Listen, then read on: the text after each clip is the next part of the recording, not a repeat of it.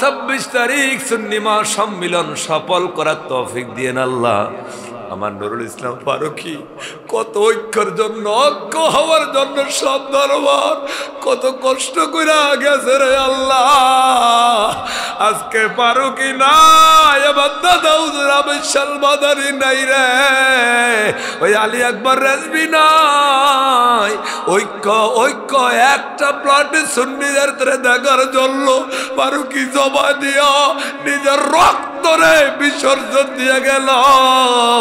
আজকে ফারুকী যদি থাকতো এই সুন্নি মহাসম্মিলনের জোয়ার দেখে কতই না খুশি হইতো। আল্লাহ কাবেরদেরকে আপনি জান্নাতের মেহমান বানিয়ে দিয়েন। দলে দলে ওই সুন্নি মহাসম্মিলন যেন যাওয়ার তৌফিক দিয়েন। পর্দার মাগো এই আমার দোপাল্লা গ্রামের মা, রাস্তি এলাকার মাগো, ও আমার যুবক ভাইরা রে আমার, যে যাই বলেন না কেন এই আমার বন্ধুরা, আমাদের সকলের একদিন মরতে হবে, কবরে যেতে হবে। কথাটা ঠিক না বেঠিক? এ জোরে বলেন ঠিক না বেঠিক? আমরা কবরের পাশ দিয়ে যাই, কবরের পাশ দিয়ে অনেকে সিগারেট টানতে টানতে যায়, আছে না নাই?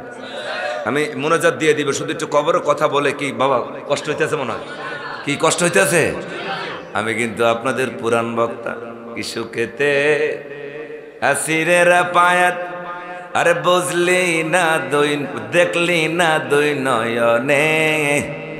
এই 14 ডিসেম্বর আসার পরে অনেক দিন পর আইলাম আলতাবাড়ি শেখ বাড়ি কোরআনের মাহফিলে। কথা বলেন ঠিক কিনা? যুবক ভাইরে আমার, কত বড় ওরে, কত বড় ইতর, কত বড় মাস্তান হলে হয় মসজিদের পাশ দিয়া নামাজ হয়, মসজিদে জামাত হয়, মসজিদের পাশ দিয়েও পাগলায় সিগারেট টানতে টানতে যায়। আছে না নাই? কবরে মা ঘুমায়, বাবা ঘুমায়, ওই কবরের পাশ দিয়া যাইতে চাইতে সিগারেট টান দিয়া যায়। অথচ রে বাবা তিরমিজি শরীফের হাদিসটা বলে আমি কথা বলা শেষ করে দিব, মোনাজাত দিয়া দিব। তিরমিজি শরীফে একটা হাদিস এসেছে বাবা, হাদিসটা হযরত আবু হুরায়রা থেকে বর্ণনা, এবং মিশকাত শরীফে এসেছে বাজান। আমরা বাবারা বন্ধুরা, আমরা এই যে আপনারা বাবারা ফাজিলের ক্লাসে পড়েছিলাম, এই মিশকাত শরীফে হাদিসটা আছে। হযরতে ওসমান, নাম কি? জোরে বলেন, নাম কি? হযরতে ওসমান জিন্নুরাইন। কে ওসমান? আমার নবীর সাহাবী। শুধু সাহাবী না, আমার নবীর একটা কন্যা না, দুইটা কন্যা, দুই কন্যাকে হযরতে ওসমান জিন্নুরাইন বিবাহ করেছেন। এই জন্য ওনাকে বলা হয় ওসমান জিন্নুরাইন, মানে আমার নবীও নূর, আমার নবীর মেয়েরাও নূর। এই জন্য ওসমান আমার নবীর দুই মেয়েকে বিবাহ করার সাথে সাথে আমার নবী কয়, ওসমান রে, আরে ওসমান, তোমার নামের লক্ষ্য বলো ওসমান জিন্নুরাইন। আরে ওসমানের একটা কথা বইলা দেয়, আমার দুইটা কন্যা তুমি উসমানের কাছে বিবাহ দিলাম রে, আর একটা কন্যা যদি আমার থাকতো ওই কন্যাটা তুমি উসমানের কাছে বিবাহ দিয়া দিতাম। আরো জোরে জোরে। ওসমান জিন্নুরাইন রে কি পাইলো আমার নবী?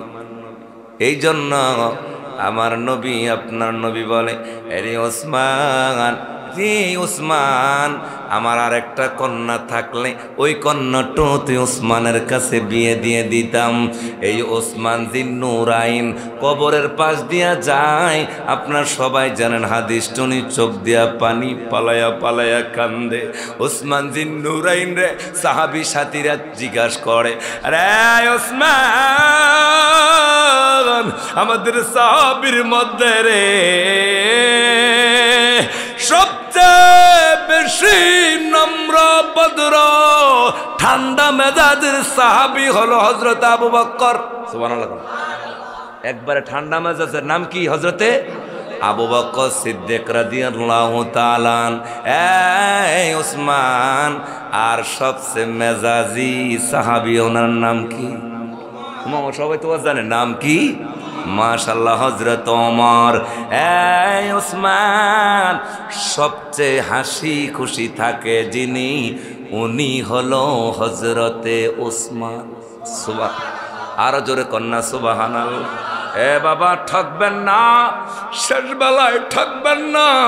আমি আব্দুল মান্নান জালালি, আপনাদের পুরাণ বক্তা। আমি যখন খাইতে বসলাম, ইকবাল রয়্যাল টিভির মালিক আমার ইকবাল ভাই, উনি নিজে বলছে, মান্নান ভাই আপনি তো এই বাড়ির লোক। হই আমি কই কেমনে? ওই 14 বছর আগে দোপাল্লা ঢুকছেন, ওখানো দোপাল্লার 1 বছরও মাহফিলে আপনারা গ্যাপ দেয় না। দাউদ মিয়া রাফাত মিয়া কি পাইল? আমি বললাম না, এটা হলো ওনাদের কাছে না, রিজিকের মালিককে। এ জোরে বলেন কে?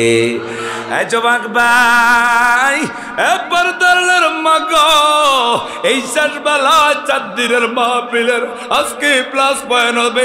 এই ছোট ছোট বাবারা হাসবালা, বিদায় বালা, চোখের পানি পালায়া পালায়া আজকে আল্লাহরে দেখাইব। এই আজকে 4 দিন ঘরে ঘরে মেহমান, এই দুপাল্লা এই কোরআনের মাহফিলের কারণে আজকে ঘরে ঘরে মেহমান। এই আলতাবালি শেখ বাড়ি ঘরে ঘরে মেহমান। আহারে দোকান, আহারে কত চটপটির দোকান, আহা প্যান্ডেল মাইক সাজানে। এইবার ঈদের একটা আনন্দের মতো, কথা বলেন ঠিক না বেঠিক? এই আনন্দটা মুনাজাতের পরে শেষ হয়ে যাবে। আবার আমার চাচা আবুল হাসাম শাহ মেয়াজি সাহেবের কাছে ডায়েরি চাচ্ছে 26 সালে আবার ডায়েরি করার জন্য। আবারও মাহফিল হবে আগামী বছর। কিন্তু রে বাবা, গত বছর এইভাবে মাহফিল বৈশা বৈশা আরে কোরআনের তাফসীর শুনলো। এই বছর আপনাদের এই বাড়ির অনেক লোক নাই রে, নাই। কথা বলুন না রে আব্বা, ঠিক না বেঠি? আপনি যে আগামী বছর এই কোরআনের মাহফিলে বৈশা আপনি কোরআন শুনবেন, এখানে এই গ্যারান্টি ওয়ারেন্টি কার্ড আসেনি? নাই, নাই রে ভাই নাই। আমার আপনার এখান থেকে তাবারক নিয়ে বাসা যাব, এই ওয়ারেন্টি গ্যারান্টি কার্ড আমার কাছে নাই। হযরত ওসমান বিন নুরাইন ডাক দিয়া বলে, আরে ওসমান, ওরে তুমি মসজিদের নববীর মধ্যে দেখি হাসি খুশি থাকো রে ওসমান। ওরে আমরা যখন দিনের দাওয়াত দিতে যাই রে ওসমান, আরে হাসি খুশি তোমারে দেখি রে ওসমান। শুধু সেখানে না, ঈদের নামাজে যাই, ওই জায়গাও হাসি খুশি থাকো। সন্তানদের কাছে যাও, হাসি খুশি থাকো। আরে ওসমান, এরে কবরের পাশ দিয়া যাইলে রে ওসমান, তোমার চোখ দিয়া পানি পড়ে, চিৎকার দিয়া কান্না করো। এটার কারণটা কি রে? একটু বলবানি? ওসমান দিল দৌড়াই হাউ মাউ কইরা আবারও চিৎকার দিয়া বলে, রে সাহাবী ভাইয়েরা, রে আমার সাথী ভাইয়েরা, এই কথা জিজ্ঞাস করলা, যেই কথাটা আমার, যেই প্রশ্নটা আমার করলা, আমি উত্তর দিতে পারবো না রে, পারবো না। একবার জবান খুলে বলা যাবে আল্লাহু আকবার। রাসূল তোমায় ভালোবাসি, মন হৃদয় জর করি, আয় হায় মুখের ভিতর জ্বালায় আমার, দূর হবে তো মার দিদারে, দূর হবে তো মার দিদারে। ও গো আমার নূরের নবী দেখিতে চাই তোমার নূরের ছবি বলেন ও গো আমার নূরের নবী দেখিতে চাই তোমার নূরের ছবি আরে জন্ম আমার অনেক দূরে আমার জুনায়েদ ভাই দেখছেন স্টুডিও আসছে কত মজা করলো দেখেন ভাই মক্কা মদিনা যাইয়া হজ করে আমার ভিডিও কল দিল হোয়াটসঅ্যাপে দেখ রে মান্নান দেখ এই যে মদিনাওয়ালার রওজাটা আমি বলছি জুনায়েদ ভাই রে তোমার বড় ভাগ্য ভাগ্য কবল মদিনাওয়ালা তোমারে ডাইকা নিয়ে গেছে রে ভাই আমি আব্দুল মাল্লাল তো পাগল হয়ে আছি ওই মদিনার রওজাটার সামনে যাইয়া সবুজ গম্বুজের সামনে যাইয়া আমার নবীরে একটা সালাম দিতে রে ভাই জুনায়েদ সিদ্দিকী বলল আব্দুল মান্নান বন্ধু রে টেনশন করবি না আরে দুনিয়াদারি আরে সব কিছু সব বইলা যাইবি একটা বার মদিনায় আয় এত মজা ও আমার দুপাল্লাবাসী একটা আওয়াজ দিয়ে বলবা ওই মদিনাওয়ালার রওজার কাছে যাইতে চাও কি চাও না তোরে দেখাও চাই কি চাই না ও গো আমার নূরের নবী ফ্যানটা দিয়ে ঘুরে দেখিতে চাই তোমার নূরের ছবি নবী দেখতে চান কিনা বলেন না বাবা ও গয়া মার নূরের নবী দেখিতে চাই তোমার নূরের ছবি হায় হায় জন্ম আমার অনেক দূরে বলেন জন্ম আমার অনেক দূরে রেখেছ আমায় পাগল করে বলেন রাসূল তোমার জবান খুলে বলেন না রাসূল তোমায় ভালোবাসি মন হৃদয় উজার করি আয় হায় বুকের মাঝে জ্বালায় আমার দূর হবে তো মার দিদারে দূর হবে তো মার দিদারে একটা জবান বন্ধ রাখবেন না জবানটা খুলে বলেন ইয়া রাসূলুল্লাহ পর্দার মাগো এই তো মুনাজাতে চলে যাব এখন এই কথাটা বুঝাইয়া ওসমান জিন্নুরাইন ডাক দিয়া বলে আয় আলী আরে ওমর আরে আমার সাহাবী ভাইরা শুন আমি কবরের পাশ দিয়া গেলে কেন চোখের পানি পালায়া কান্দি আরে ওসমান জিন্নুরাইন সব সময় হাসি খুশিতে থাকতেন সুবহানাল্লাহ বলেন না জোরে জোরে জোরে উনি সব সময় মুস্কি হাসি দিয়া থাকতেন এমন একজন সাহাবীরা বলে ভাই ওসমান কবরের পাশ দিয়ে গেলে ভাই কেন চোখের পানি পালায়া পালায়া কান্দাস ওসমান জিন্নুরাইন বলে আয় শুন সাহাবী ভাইরা শুন আমার সাথী ভাইরা শুন আরে কবর কি জানো না আমার নবী বইলা দিয়া গেল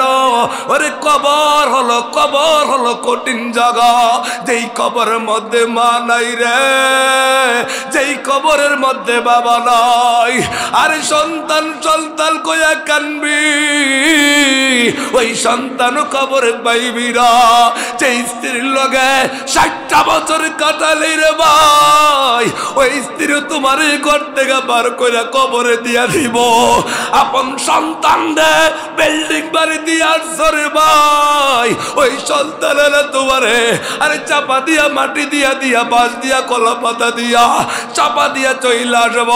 ওই কবরটা হলো প্রথম মঞ্জিল, ওই কবর কবে প্রথম স্টেশন। ওই কবরের মধ্যে পরীক্ষা হবে রে ভাই। ওই কবরের পরীক্ষায় যারা পাস করবে রে, ওই প্রথম মঞ্জিলে যারা রেহাই পাওয়া যাইব রে ভাই। সাবিরা শুন, তার জন্য পুলসিরাত হাসরের ময়দান মিজানের পাল্লা সহজ হইয়া জান্নাত পর্যন্ত সহজ হয়ে যাবে। একবার জবান খুলে বলা যাবে আল্লাহু আকবার। বলেন না ইয়া রাসূলুল্লাহ। এই কথাটা বোঝানোর জন্য আজকে 4টা দিন আমার চাচা আবুল হাসান শাহ মিয়াজি আপনাদের তাফসীর করে বুঝালেন। যাই বলেন না কেন, আমাদের সর্বশেষ ঠিকানা কি? সবাই বলেন কি? কবর। এই কবরের দিকে তাকায়া জিজ্ঞাসা করেন আলেম ওলামা আমার ডান পাশে কবি হুজুরকে জিজ্ঞাসা করেন, চোখ দিয়ে পানি টলমল করে, ভাই রে কবরের মধ্যে কেউ থাকবে না, একটু ফ্যানটা আমার দিকে দাও, কেউ থাকবে না। এই কবরের মধ্যে যিনি আসবে উনি হলো 1 নাম্বার নামাজ। সবাই বলেন বাবা কি? এই কথাটা বলে বিশেষ করে আমরা মিলাদ পড়ে ফেলছি, এখন মোনাজাত দিব। ভাই যুবকরা, এই যুবক আমার দিকে তাকান। এই যে এমনও যুবক আছে একটা ওয়াক্ত নামাজ আজকে ফজর পড়ে নাই, এখানে বসে আছেন আমার ওয়াজ শুনতেছেন, হাসিম সাহেবের ওয়াজ শুনছেন, এই আশিক সাহেবের ওয়াজ শুনেছেন। কেমন কণ্ঠ আশিক সাহেবের কণ্ঠে, পাগল হয়ে আপনার ওয়াজ শুনছেন। আমরা বেখুশি হই নাই, কিন্তু রে ভাই এটা সত্য। আমার ওয়াজের শ্রোতাদের মধ্যে অনেক শ্রোতা আছেন আজ ফজরের নামাজ পড়েন না। একটু কথা বলেন না কেন? আজকে জোহরের নামাজও পড়েন নাই, আজকে আসরও পড়েন নাই, আহা মাগরিবও পড়েন নাই। আমার মা বোনেরা কি সুন্দর রান্না বান্না করছে আমাদের জন্য, এই রান্নার উড়ে যাইয়া এ মাহফিলের আমাদেরকে খাওয়াইতে গিয়া এমন দামি একটা মাগরিবের নামাজ পড়ে নাই। জিজ্ঞাসা করেন অনেক মা আজকে এশার নামাজ পড়ে নাই, অনেক মা আসর পড়ে নাই। তো কি লাভ হলো?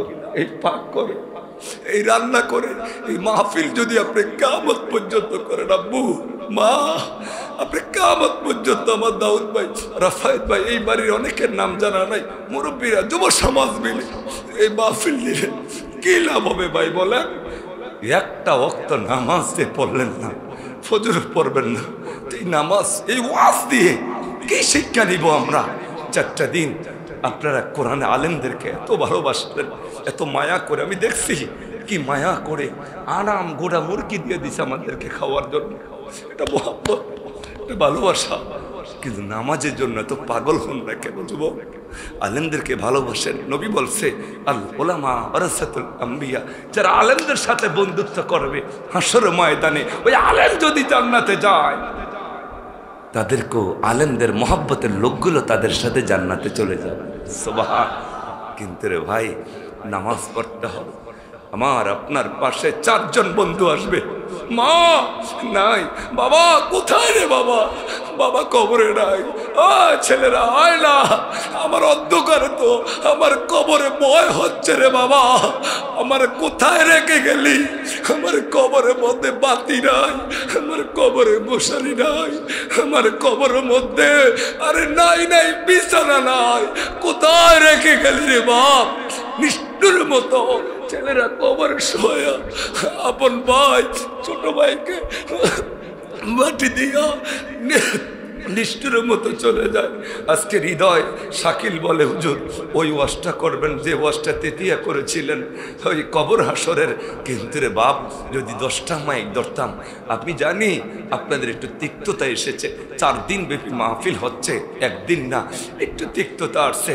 যে বাবা যদি 10টা মাইক পেতাম, ঠিক কবর হাসর নিয়ে 2টা ঘন্টা জামালিয়াত কান্নার ধৈর্যতে আলোচনা করতাম। কিন্তু তারপরও এই যে এত সময় আপনারা প্রায় 40 মিনিট হয়ে যাচ্ছে, 30 মিনিট হয়ে যাচ্ছে, আপনারা বসে রইলেন। বাপ এই বসে থাকাটা কি সওয়াব পেলেন জানেন? নবী বলে এই বসা অবস্থা যদি তোর আজরাইল চলে আসে, মৃত্যু হয়ে যায়, বিগয়রে হিসাব শান্তি বিনা হিসাবে জান্নাতি। সুবহান। কারণ এখন আমরা কোরআন শোনার জন্য বসেছি। কি শোনার? কোরআন। আমরা কোরআনের ছাত্র। কোরআনের কি ছাত্র? কথাটা বলে শেষ করি। কবরের মধ্যে আপনার সন্তান, আপনার সব আপনার মাটি দিয়ে চলে যাবে। 4 জন বন্ধু আসবে। একটা বন্ধু হলো নামাজ, 2টা বন্ধু হলো আপনার রোজা, 3য় বন্ধু হলো আমার বাবারা কোরআন, চতুর্থ বন্ধুটা হলো সাদকা। চতুর্থ বন্ধুটা কি? সাদকা। ও বাবা, যদি নামাজ পড়ে যান দুনিয়ায়, এই নামাজটা কবরে বন্ধু হয়ে আসবে। নামাজির কবরে দাও, নামাজিওয়ালার কবরে যদি রোজা 30টি রেখে যেতে পারেন, এই রোজা আপনার কবরে যাবে। আরে বাবা, যদি এই যে কোরআনের মাহফিলে বসলেন, এই বসাটা কি প্লাস পয়েন্ট জানেন? এই কোরআনের মাহফিল সাক্ষী দিবে আল্লাহ তার কবরে আযাব দিয়েন না, সেই কোরআন শোনার জন্য। আরামের খাট, আরামের বেড, আরামের বিল্ডিং, ফ্যান বালায়া নরমাল বিছানায় মাটিতে বসেছে, আমি তার কবরে আযাব দিতে দিব না। সুবহান। আরে